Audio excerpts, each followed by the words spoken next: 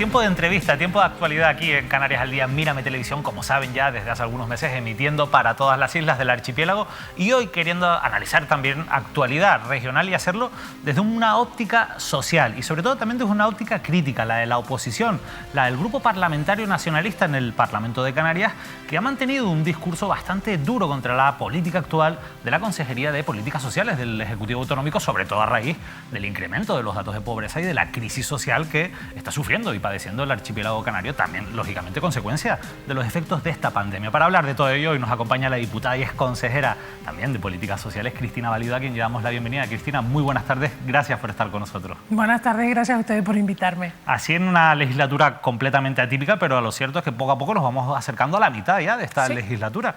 ¿Qué balance hacen en líneas generales de estos 2 primeros años de gobierno y también de oposición del Grupo Nacionalista?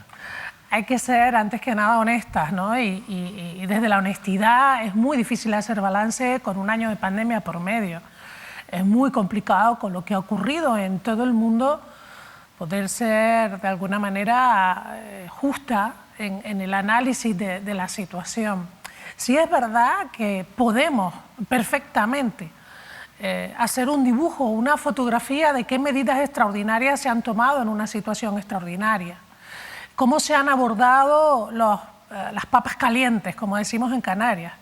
Y ahí, desde luego, creemos que se podía haber hecho mucho más, que en este momento todavía se puede haber hecho mucho más, y hay cosas que no entendemos, como por ejemplo, que las entidades no gubernamentales, que los bancos de alimentos, que las ONG que están en primera línea desde el primer día, cuando tú y yo estábamos confinados en casa, estaban repartiendo comida, por ejemplo, no estén entre los colectivos prioritarios para vacunar.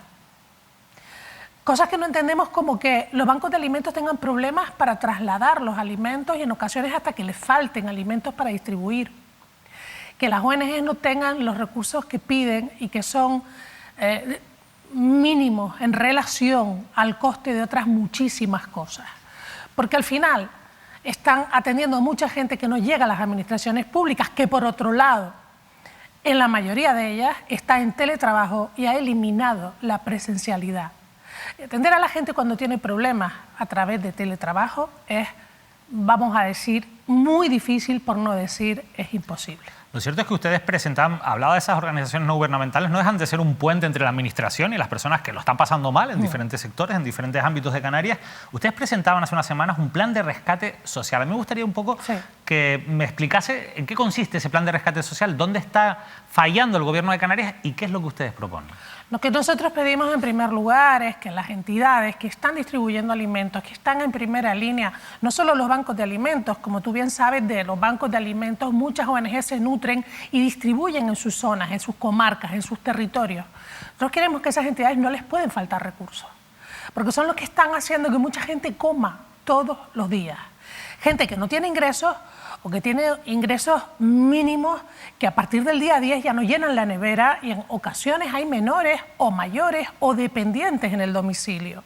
Por tanto, creemos que estas entidades, que además piden tan poco dinero, en relación de las cifras que se barajan aquí cuando hablamos del presupuesto de la historia o de los miles de millones de Europa, esas entidades no pueden no tener los recursos que necesitan en este momento. Nosotros pedimos además que haya un esfuerzo en materia de personal para los municipios, para todos los servicios de atención, porque la brecha digital es enorme y porque mucha gente no puede pedir las ayudas a través de Internet, a través de plataformas que te piden un certificado digital, no solo porque no tienen la formación para hacerlo. Yo a todo el mundo que tiene un nivel más o menos de desarrollo en el mundo tecnológico, les digo que lo intente, para que vea lo complicado que es. Pónganse en el lugar de una persona que nunca ha solicitado una ayuda de ese tipo, en la que le van a pedir muchísimos certificados, papeles, comprobantes, firmas digitales, y que además para hacerlo necesita tener una conectividad de gran calidad, porque si no se te queda colgado, no puedes pedir nada. Pero es que a lo mejor incluso estando en un sitio, viviendo en un sitio donde haya conectividad y teniendo quien te lo haga, no tienes un ordenador. Porque es que hemos dado por hecho que todo el mundo tiene medios. Y ahora mismo se están tramitando ayudas tan importantes como el ingreso mínimo vital, que es para personas que no tienen nada, únicamente de forma telemática, sin atención presencial. Eso es un absurdo. Eso es excluir a los excluidos. Lo cierto es que hablemos de algunas de esas ayudas, porque ustedes también, cuando presentaban este plan de rescate social, se lamentaban de que en 2020 una ayuda también básica como es la prestación canaria de inserción, pues solo había llegado a 7.396 familias, es el dato exacto en el año 2020. Sí. Cuando se le cuestiona al gobierno por este dato, el gobierno lo que nos dice, oye, es que han crecido un 30% el número de familias que reciben esa ayuda, porque en 2019 eran 5.710, a pesar de la brecha digital y de todos esos problemas que usted ha relatado. ¿Esto al fin y al cabo no es un dato positivo, que hayan crecido un 30%, o sigue siendo insuficiente? Vamos a ver, si tú tienes en cuenta que en este momento se han registrado en Canarias 90.000 solicitudes de ingreso mínimo vital, la incorporación de 3.000 personas a la PCI es suficiente. Son 90.000 solicitudes y la gente que acude al ingreso mínimo vital es la gente que no tiene ingresos de ningún tipo. Porque si tienes cualquier ingreso ya sabes que no te lo van a dar. 90.000 solicitudes, de las que se han resuelto aproximadamente 10.000 y de las que aproximadamente el 60% han sido denegadas. Por otro lado, antes habían 5.000, efectivamente, pero habían 5.000 porque la ley tenía un tope de renovación, es decir, si tú estabas cobrando la PCI, la podías renovar hasta en 3 ocasiones. Llegado a los 24 meses ya no podías cobrar más PCI. Cuando aprobamos la ley de servicios sociales, llegamos a un acuerdo con todos los partidos y les propusimos meter en la ley, porque si no tardaríamos mucho tiempo en modificar la ley de la PCI, que las familias con menores sin ingresos no tuvieran un tope de tiempo. Si tú tienes pequeños y no tienes ingresos, estás el tiempo que tengas que estar cobrando la PCI.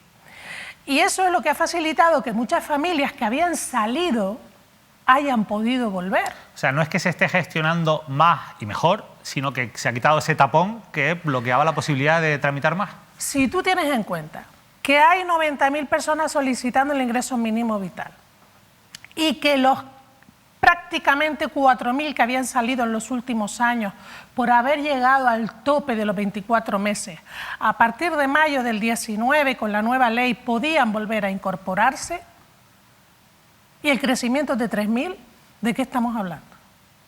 Lo cierto es que, hablando de modificaciones legislativas, ustedes han apoyado, se ha apoyado por unanimidad, yo creo que no podía ser de otra manera, la reforma también de la ley que regula la PCI para que, por ejemplo, mientras se tramita el ingreso mínimo vital, las personas que tienen derecho a ese ingreso mínimo vital, que al final es un ingreso, una ayuda que da el Estado, pues puedan seguir percibiendo la PCI, que incluso si después se les reconoce ese ingreso mínimo vital, lo puedan cobrar con carácter retroactivo sin tener que devolver lo que habían cobrado de la PCI. En esto ha habido unanimidad.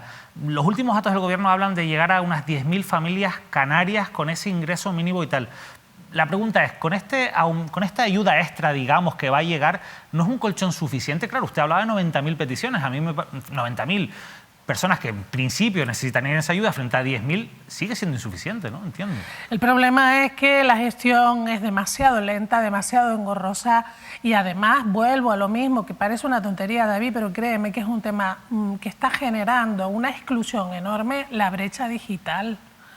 Si además de que estamos hablando de 96.000 personas solicitando la ayuda, tenemos en cuenta que hay gente que está en la exclusión de la exclusión, que no va a tramitar el ingreso mínimo vital porque ni sabe, ni tiene los recursos, ni tiene los medios, ni nadie le ha asesorado convenientemente, es muy poca gente darnos por satisfechos con 10.000 personas. Ten en cuenta que esas cifras nos podían valer hasta el año 19, pero es que en el año 20 tenemos a Cruz Roja y a Cáritas hablándonos de una atención que llega a cerca de 200.000 personas en Canarias. Luego esas cifras ya no me valen, o sea, no me valían igualmente, siguen siendo pocas, pero es que además vamos a ponernos en el contexto de una pandemia, de una tragedia social como la que estamos viviendo, en las que las principales entidades no gubernamentales están atendiendo, según sus cifras, alrededor de 200.000 personas. Si sumas lo que te cuenta el Banco de Alimentos de Las Palmas o lo que te cuenta el Banco de Alimentos de Santa Cruz de Tenerife, te pones otra vez en unas 200.000 personas pidiendo ayuda. Tenemos entre 270 en el paro, unas 80.000 en ERTE. Hoy nos levantamos con la noticia de que somos la región europea con más desempleo. Cuentan el ERTE como desempleo y ya estamos hablando del 28,5%. Tenemos a Caixa a Bankia, a Norwegian hoy, a El Corte Inglés, avisando de ERES y un turismo que no sabemos cuándo se va a recuperar. Pues a mí las cifras me parecen muy pocas. En ese escenario me parece muy poca la gente atendida. El año pasado, cuando el gobierno planteó el ingreso canario de emergencia, celebraron llegar a 16.000 personas con un ingreso canario de emergencia. Y nos sigue pareciendo muy poco. Y además me parece que un ingreso canario de emergencia sacado para personas afectadas por la pandemia no podía tener como condición que no hubieras cobrado nada en el mes de marzo. Porque la mayoría de la gente en marzo, aunque sea la primera quincena, trabajó. El confinamiento vino después. Y toda la gente que no cobra desde abril no ha tenido la oportunidad de pedir ningún ingreso canario de emergencia. No se ha vuelto a abrir esa oportunidad. Mientras no se ejecuta dinero. Y vemos cómo se quedan no sé cuántos millones por ejecutar. No voy a dar la cifra porque entraremos en la discusión de no se incorpora, no se pierde. El hecho es que casi un centenar de millones de euros no se ejecutaron. Y eso, después de que tomaran la decisión de coger y dar una paga extra a las personas que cobraban PCI y PNC, porque si no la cantidad habría sido infinitamente superior.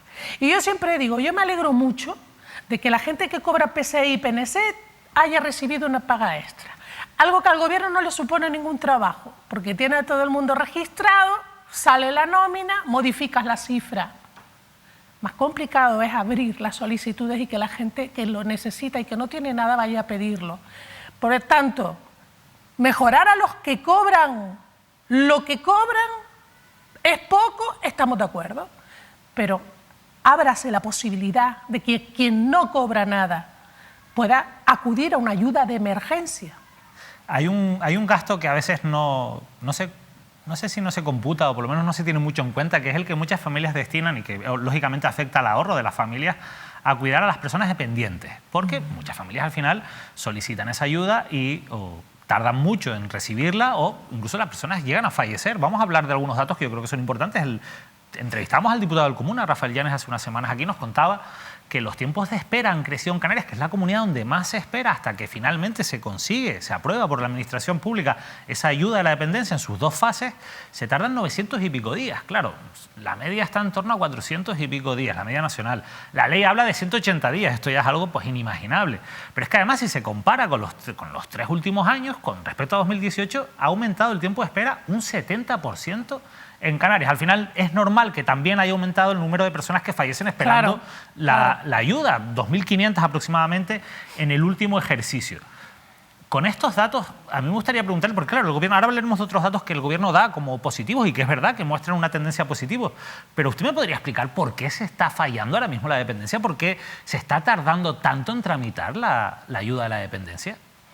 Pues mira, yo no lo entiendo, porque cuando yo estaba en el gobierno, que se tardaba el 70% menos que ahora, tenían todas las soluciones. Me decían de todo a mí con la dependencia. Y no entiendo por qué, teniendo todas las soluciones como las tenían, todas aquellas recetas que me dedicaban, no las han aplicado. O las han aplicado y han probado que no tenían razón. Y que las cosas no se pueden resolver así. ¿No puede ser por culpa de la situación extraordinaria que estamos padeciendo? Mira, hay una cosa curiosa. Si tú tienes en el limbo, es decir, entre valorado, pendiente de resolución para que perciba ya su prestación, miles de personas, y tú tienes a los valoradores 2 meses trabajando en teletrabajo en las oficinas, gestionando expedientes porque no pueden salir a valorar, lo normal es que desde alta un montón de gente que está en ese espacio, que ya ha sido valorada, y que está pendiente solo del alta. No es lógico que hayan cerrado el año con 1.600 altas netas, o 1.680, que es la cifra más baja de los últimos 6 años. En el mandato pasado nos movimos entre 2.700 y 2.200. Y en este mandato estamos en las 1.600 altas en dependencia. Sí, ha habido problemas, pero para valorar. Tú me puedes decir que han crecido las personas en espera de valoración. Hay menos gente esperando la prestación. Pero las que están valoradas esperando que se les otorgue la prestación, ahí sí que se tenía que haber producido la incorporación de mucha más gente al sistema. Claro, se lo decía porque, bueno, es verdad que hay unas 1.600 personas más dentro del sistema, pero también es verdad que la lista de espera ha caído en 958 personas y a estos datos el gobierno también añade... ¿La lista de espera para? La lista de espera para la ley de dependencia, en este Para caso. valorar, claro, Sí, claro. pero ¿quién ha ido a pedir la dependencia en plena pandemia? Claro, ¿usted cree que la lista de espera ha bajado porque la gente... ¿Quién va, David? ¿A dónde va? ¿Los servicios de dependencia no han tenido atención presencial? Pero ¿Hay alguna plataforma? Pero se podía tramitar la ayuda. O sea, no se ¿Cuánta gente en esta situación de pandemia, en la que además durante meses estuvimos encerrados, tiene que ser una situación de urgencia, o también puede ser que estés ingresado en un hospital y el trabajador social del hospital te la tramite?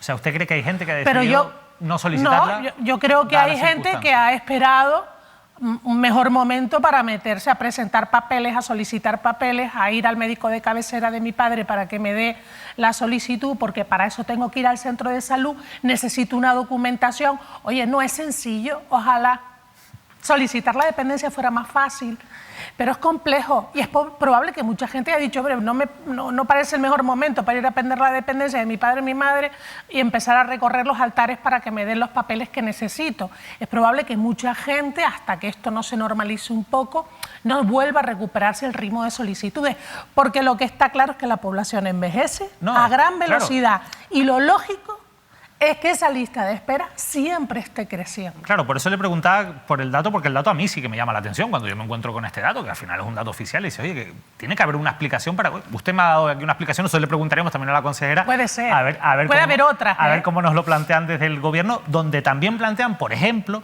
que las cifras van a ir mejorando paulatinamente gracias a una mayor inversión que viene del Estado, y hablan de en torno a 600 millones más para dependencia, pero también hablan de una serie de aumento en el personal. Sí. Usted hablaba de la necesidad de que se aumentase el personal en los ayuntamientos, pero sí que se va a aumentar en la consejería. Sí. ¿Usted cree que esto va a ser suficiente, que se va a notar? Vamos a ver, nosotros lo apoyamos, lo pedimos, lo tratamos en comisiones y en pleno. Yo siempre lo pedí. Es verdad que a nosotros nos tocó una ley de estabilidad y unos problemas para contratar personal que en este momento no hay. Es decir, en este momento hay una serie de decretos que permiten que tú puedas contratar en los servicios sociales, que puedas contratar en sanidad, que puedas contratar en educación, en fin, en determinadas áreas que se consideran claves, urgentes en un momento de pandemia. Y eso permite la contratación. Y nosotros dijimos, oiga, existiendo ese decreto del Estado que le permite contratar, es el momento de meter personal, porque es que si no, nunca se va a resolver el problema. ¿Y usted que ha estado dentro, usted cree que es suficiente? Vamos a ver, yo creo que 100 personas... estamos hablando de 50 personas aproximadamente por provincia. Yo estoy convencida de que con una buena organización se tiene que notar, y mucho. Estamos hablando de 50 personas más en cada provincia. Con una buena organización las cifras tienen que cambiar obligatoriamente. Y si además tienes esa burrada de millones que te van a venir de Madrid, yo creo que en diciembre de este año difícilmente vamos a poder aceptar cifras que no mejoren en la misma línea que mejoran los recursos y el personal. Hablaba usted antes de su etapa de consejera, de las críticas que le hacían desde la oposición. De hecho, al final usted ha sido la única consejera que ha sido reprobada por el propio Parlamento de Canarias por su gestión en políticas sociales y sobre todo en concreto con la dependencia. ¿Usted cree que si se aplicara el mismo baremo que se utilizó con usted a día de hoy, con la actual consejera, con Noemí Santana, también habría motivos para ser reprobada por el Parlamento? Bueno, yo creo que son dos escenarios políticos diferentes y que mi reprobación respondió más a una cuestión política que de gestión. De hecho, yo invito siempre a todo el mundo a escuchar los discursos de todos los partidos en los que decían que, bueno, que no me estaban reprobando a mí, que estaban reprobando al gobierno, que estaban reprobando a Coalición Canaria y a sus 20 y tantos años sin resolver la dependencia. En fin, estábamos gobernando en minoría. Cualquiera que se les pusiera por delante era fácil sacar adelante una reprobación. En esta ocasión, la consejera no solo no gobierna en minoría, sino que tiene 3 partidos que en cada pleno aprovechan para preguntarle y halagarle las cosas que a ella, que a su consejería le convienen. Y bueno, nosotros estábamos solos, yo hablaba y todas las intervenciones eran en contra. el panorama es bien diferente, ¿no? Ahora, bueno, pues hay una cierta estrategia también de protección a la consejería por parte de los socios, cosa que es absolutamente normal en todos sus discursos.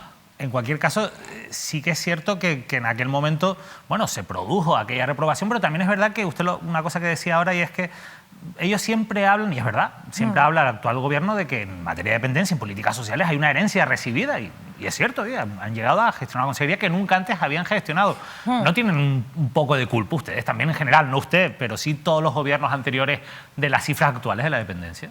Sí, lo que pasa es que, vamos a ver, hay dos cosas fundamentales. Primero, la imposibilidad de contratar personal, que ellos ahora han sufrido hasta que ha venido este decreto, y los resultados están ahí están los datos. Ellos sabían cómo resolverlo, pero les ha costado mucho hacerlo, y la pandemia y el decreto para poder contratar personal es lo que les ha permitido salvarse en la campana. Mucho dinero que viene para reactivar la economía y que viene para los cuidados personales y que viene para la dependencia, que tampoco nosotros tuvimos. Nosotros vivimos una crisis financiera en la que no solo no venía dinero, sino que te recortaban lo que venía. Yo quiero recordar que Madrid se cargó el dinero de la dependencia de las comunidades autónomas, que las comunidades autónomas nos quedamos con una ley aprobada, en vigor, íntegramente, con los ciudadanos denunciando en los tribunales, y que teníamos que pagar en solitario con un dinero que cada vez era menos, porque Madrid durante años no puso el dinero que tenía que poner para la dependencia. Nos recortaron todo y además nos prohibían contratar personal. Y esa es la herencia. La herencia es una etapa de crisis financiera en la que muy pocas comunidades pudieron salir adelante con sus propios recursos, porque el Estado dejó de cumplir con lo que tenía que cumplir, que era el 50% del coste, y las comunidades estábamos asumiendo el 80% del coste, y sin personal y sin poder contratar. Me dirás, oiga, sí, pero hay comunidades a las que les fue mejor. Es verdad, hay comunidades que son mucho más ricas que la nuestra. Hay comunidades que tienen muchos más recursos, muchos más fondos, y que pudieron hacer una apuesta mayor. Y otras comunidades, que Canarias no es la única, porque era una queja a gritos, y hoy la consejera actual en el Pleno le recuerda al Partido Popular que la situación es culpa de ellos porque ellos le metieron la tijera a la dependencia. Con lo cual, entre todos Lo cierto es que la situación... Como dice, entre todas ella sola se murió. Entre todos la mataron, ella sola se murió. Sí, pero bueno, la realidad es que al final los datos están ahí. Este debate incluso yo le he entrevistado a usted muchas veces y lo hemos tenido largo y tendido en muchas ocasiones. A mí me gustaría terminar esta entrevista. Me parece muy interesante hablar de dependencia. Yo creo que esta entrevista estamos hablando de asuntos que a la gente le preocupan. Yo creo que tenemos que tener el tono positivo de decir, o sea, hemos tenido la suerte ahora de que se ha incorporado personal, hemos tenido la suerte de que esta no es una crisis financiera como la otra, y hay dinero, y eso nos debe generar esperanza de que haya una mejora. Y todos confiamos en que cuando haya una mayor cifra de personas vacunadas, la economía poco a poco se recupera a un ritmo más rápido del que pues, se recuperó en la anterior crisis. Pero quería hablar con usted de una PNL que han presentado y que ha sido aprobada también por unanimidad para garantizar los derechos de las personas con problemas de salud mental. Creo que son 17 medidas las que ustedes han presentado. No tenemos tiempo para analizarlas todas una por una, pero seguro que usted me puede resumir un poco el espíritu de esta PNL y qué es lo que busca. El espíritu es el de poner en primera línea de protagonismo sanitario a la salud mental. El impacto que está teniendo esta pandemia en la salud mental de la población es brutal. Es muy, muy serio y es algo que hay que tomar en cuenta. No solo por la cantidad de personas que están padeciendo trastornos psicológicos, desde lo más común que puede ser la ansiedad, el insomnio, la depresión, sino porque hay personas que además están padeciendo situaciones económicas muy complicadas, viviendo situaciones muy estresantes, y el número de suicidios ha superado al número de muertos en accidentes de tráfico. Estamos hablando de que la salud mental de la población necesita cuidado. Y no nos parece que esté cuidada cuando no tenemos psicólogos, psicólogas clínicas en los centros de salud. No nos parece, y en esto una plataforma de médicos de primaria apoya esta idea, que un médico de primaria que tiene un tiempo límite para atender a la gente pueda dedicarse a indagar en un problema de salud mental, ni hacerte terapia, ni aconsejarte. Lo más que pueden hacer es recetarte. Tú le preguntas a cualquiera en la calle qué es un diazepam, qué es un tranquimacin, qué es un Seroxat, qué es un Lexatin, y te van a contestar inmediatamente. Porque el nivel de medicación y de automedicación que hay con este tipo de medicaciones es bárbaro, es bárbaro. Tenemos un problema además importante, muy importante, con trastornos de anorexia incrementados. Tenemos un problema importante en la atención a la salud mental de los profesionales sanitarios que llevan un año en primera línea. Tenemos gente que lleva un año sufriendo un estrés brutal, triplicando turnos, sin que se haya desplegado un cuidado a la salud mental de todos esos profesionales a los que tanto hemos aplaudido. Tenemos unos servicios de psiquiatría y de psicología públicos que en ocasiones tardan 4 o 5 semanas en volverte a ver. Si tienes la suerte de que te deriven a un servicio especializado para tratarte, para tratar de acabar con tu problema con una terapia adecuada y no a base de pastillas, necesitas que haya regularidad. Si no, no sirve. Lo cierto es que la verdad es que a mí este tema me parece muy interesante. Yo entiendo que ustedes lo que piden, que lógicamente hay un esfuerzo mayor porque las evidencias demuestran que está habiendo una mayor demanda. Pedimos más psicólogos y psicólogas clínicas en todos los estamentos de la sanidad pública. El problema es que esa carencia tampoco es nueva. O sea, ya venimos de un escenario bastante negativo. Pero el escenario actual es lo que nos hace pedir esto. Claro. Pero mira dónde yo quiero llegar, porque yo buscando los datos oficiales también, por ejemplo, de la lista de espera, usted lo decía antes, de psiquiatría en el Servicio Canario de Salud, en 2019, 2.156 personas esperaban o estaban en la lista de espera de psiquiatría en junio de 2019. En 2015 eran 1.841, o sea, ha habido un aumento y si seguimos hacia atrás vemos cómo ha ido aumentando. También ha habido una dejadez en general, no es una cuestión de, no es por culparles a ustedes. Nunca se ha puesto mucha atención a la salud mental. Ahí es a donde quiero llegar, ahí es a donde quiero llegar. ¿Por qué no se ha puesto en primera línea la salud mental? Mira, David, la misma población tiene la sensación de que la salud mental no es tan importante como los quirófanos. Hay cosas que no percibimos como peligrosas, como importantes que hayan quirófanos y médicos por si me rompo una pierna, por si me pero la cabeza, esto se me quita, esto no damos siquiera importancia, ¿no? Y de hecho a la gente le cuesta mucho contarte que está sufriendo una depresión, le cuesta mucho decírselo a su médico, le cuesta mucho llegar al médico cabecera y decirle, dame algo porque estoy triste, estoy llorando todo el rato. Eso no es normal. No es normal. Y cuando ese tipo de cosas no se cuidan, cuando no hay profesionales suficientes, cuando no se trabaja con ellas, desencadenan en cosas mucho más dolorosas y complicadas. Y nunca hemos dado importancia a eso, pero no es que no se la den los gobiernos, no es que no se la dé el consejero de sanidad de turno, es que ni siquiera nosotros, la población, le damos importancia a lo que es la salud mental. Fíjese, yo creo que incluso además de eso voy a añadir una cosa, no solo no le damos importancia, sino que además en líneas generales se estigmatiza la salud mental. Da hasta vergüenza decirlo, claro, ¿no? Se lo que digo, te pasa algo. Y empiezo por los medios de comunicación. Yo recuerdo cuando empecé a trabajar, pues hace ya 15 años, que a mí me quitaban la palabra suicidio de los textos. Era una palabra que estaba vetada en los medios de comunicación. De aquello, evidentemente, hemos mejorado todos en general. Sí. Pero venimos de aquella época en la que era un tema tabú. ¿Usted cree también que esos prejuicios han influido en que también desde la parte política no se le dé importancia a lo que ocurre precisamente por eso, porque la sociedad al final lo ve como algo incluso negativo? No sé, es que a mí me... No lo sé, yo creo que yo creo que muchas veces optamos por la solución más rápida y más cómoda, que es la medicación, y no acudimos, ni pedimos, ni exigimos los profesionales que necesitamos para resolver ese problema sin medicación, con lo cual ya se generan unas dependencias que a mí me asombraba. Cuando presenté esta petición, hablaba con el Colegio de Psicólogos y decía, Cristina, tú no te haces una idea de la cantidad de gente que está repitiendo receta por teléfono y que llevan ya meses tomando benzodiazepinas, por ejemplo, sin revisión médica. De hecho, una vez te pones a indagar, te das cuenta de que en tu entorno hay más de uno y de dos que tiene este tipo de pastillas en casa y si te hace falta te las facilita. Y al final son pastillas que están generando adicción en muchísima gente, que lleva un año pasándolo mal, durmiendo mal, nervioso, que no sabe si su negocio va a abrir o que ya lo cerró, que está en un ERTE y le están diciendo que cuando se acabe el ERTE se va a la calle, que su mujer no tiene trabajo, que tiene un estrés emocional brutal y que lo único que le hace sentirse un poco mejor es la pastillita esa. Y al final, si no establecemos las pasarelas con los profesionales para trabajar con la gente, no les estamos ayudando. Esas cosas se complicarán y será mucho más difícil curarte luego que ahora.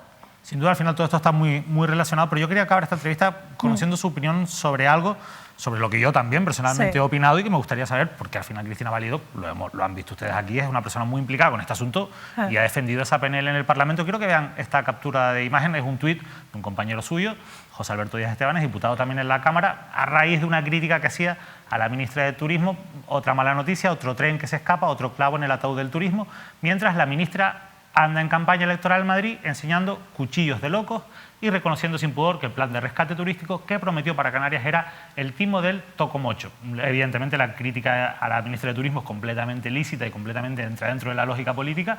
Lo que ha llamado mucho la atención y ha sido criticado es la expresión cuchillos de locos, porque al final viene un poco a lo que yo creo que esto al final lo que también nos podemos aplicar todos alguna vez hemos estigmatizado la salud mental. Lo que ocurre es que sí que choca más cuando lo hace un representante público de esta manera y justo en un momento como este. No me gustaría saber su opinión. Bueno, ni representante público, ni periodista, ni nadie de la calle. Lo que pasa es que tenemos mucha pedagogía por delante. Es que yo voy conduciendo y un señor me trata de adelantar por cualquier motivo, se molesta porque no me quito y me llama loca. Como poco, me llama loca. Sí. Son palabras que están tan metidas en nuestro vocabulario que es fácil que en un tuit rápido de cabreo tú la sueltes y no te des cuenta de a quién puedes dañar con eso. Desde luego, lo hablé con él, por supuestísimo no hay ninguna mala fe, hay plena conciencia de que fue un patinazo y no debía haber utilizado esa palabra, pero es verdad que cuando te pones a analizar cómo hablamos cada día, la palabra loco quizás sea lo de menos. Es que hay otras muchas, que es que decimos sin darnos cuenta que estamos señalando personas que sufren con determinadas cosas, ¿no? Lo de loco, como lo de gorda, como lo de, en fin, como lo de bruja, no voy a utilizar otras palabras. No, pero bueno, sí son prejuicios que tenemos instalados incluso en nuestro lenguaje. Muchos prejuicios y tenemos un lenguaje que revisar para que estas cosas no nos ocurran con palabras que se meten en tu jerga y en un momento determinado tú le dices a cualquier amigo, yo no seas loco, y lo utilizas con una tranquilidad. Bueno, pues fíjate, esto sirve para que nos demos cuenta y además que revisemos cuántas palabras más hay, además de esa, en nuestro vocabulario de utilización frecuente. Muchísimas. Cristina Valido, muchas gracias. Lo bueno es que, fíjese, ya al final hemos dedicado hoy 10 minutos a hablar de la salud mental. Esto algo probablemente hace 10 años era más difícil. Usted ha llevado una PNL al Parlamento, probablemente hace 10 años no se hubiera ni siquiera planteado esa posibilidad en la Cámara Regional. Estamos dando pasos, ojalá que sigamos avanzando en ello. En líneas generales, muchas gracias por habernos acompañado y por habernos ayudado a entender un poco cuál es la posición que tiene, en este caso, el Grupo Nacionalista. Gracias a ustedes. Nos despedimos rápidamente, les dejamos ya con toda la programación habitual. Como ven nosotros, día festivo en algunos municipios de Canarias, pero no descansamos siempre al pie del cañón con la actualidad, con la información. Volvemos mañana con la tertulia con Manuel Artiles y el jueves con más entrevistas. Sigan con nosotros.